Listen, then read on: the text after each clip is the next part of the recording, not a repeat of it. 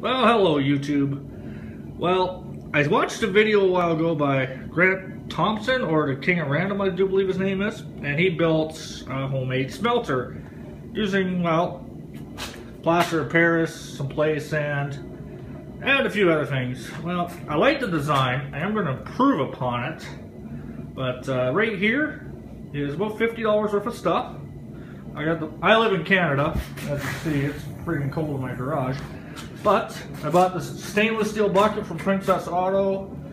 The plaster and the sand was from Rona, and a couple of the other things were from Rona too. And even the plastic stuff's from the dollar store because I know I'm going to wreck it. But yeah, so I'll show you how I did it, because I am going to make some improvements on the design, just some things I've noticed from other people where they had some problems. Okay?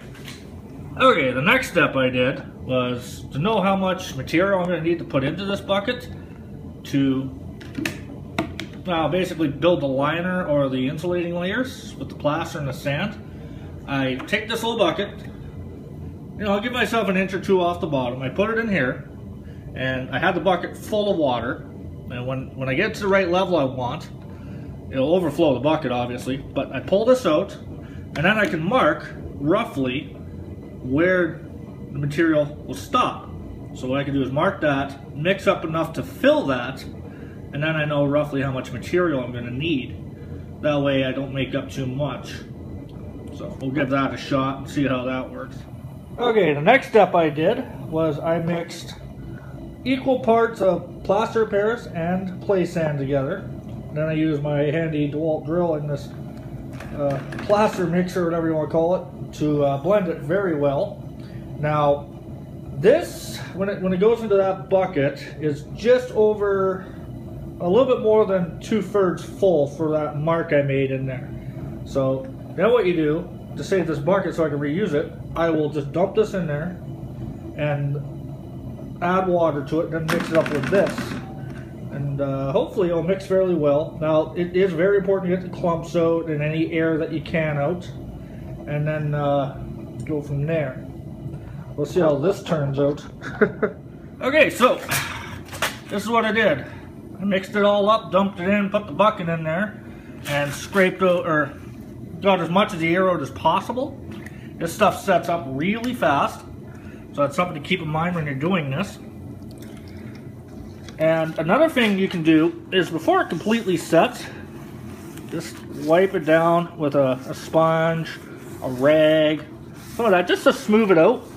So when you go to put your lid on, if you're going to use one, it will sit there a little better. Because the lid I'm going to make is going to have a hole in it. I might make 2 lids, just because I have the options. And see how that works. So once it sets up enough, that bucket, I'm going to probably break it getting it out, but big deal, it's from the dollar store. And since I use stainless steel, this should last a long time, at least the bucket will. If for some reason the plaster in there breaks down or cracks really bad, I could probably just knock it out and reform it. So that's always an option too. But I'll let this harden up, and we'll see what happens in a few hours. But for now, I'm going to start working on my lid with that stuff. I am going to make a reinforced lid using wire and tie wire and things like that. Something like you'd use rebar in concrete, because I've seen a few guys, they make them, but then their lids break in half. Some of it might be just because they dropped it or they didn't get the mixture correct. So, like, I'm not going to make it as thick as that thing is tall, but it's going to be a good thickness. Plus, it's going to have a couple of those clamps on there as handles. So, we'll see how that works. Okay, this is the next piece I made up. This is what I meant by the reinforcement for the lid. All it is some wire, a couple clamps strung together, kind of like you do rebar. And all this is a plastic piece of crap I picked up from the dollar store. And all I'm going to do is center that and center this the way I want it, and pour it in. Now it's only going to go up to about halfway up the clamps, and that should be good enough, I think.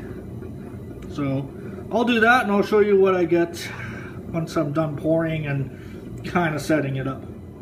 Well, here's how the lid turned out. Turned out really good, actually. It's very smooth.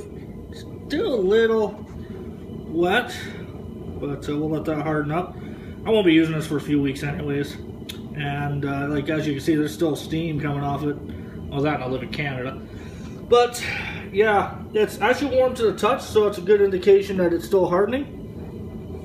That's just the reaction it gets when it's doing that. This is how it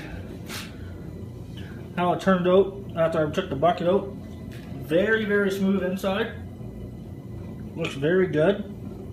I knew I was going to break that bucket getting it out, but oh well. But yeah, not bad for my first time building one of these things.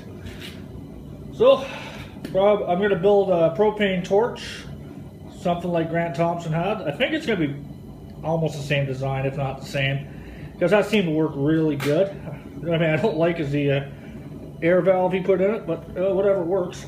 But, alright. I'll show you what this looks like in a week or two.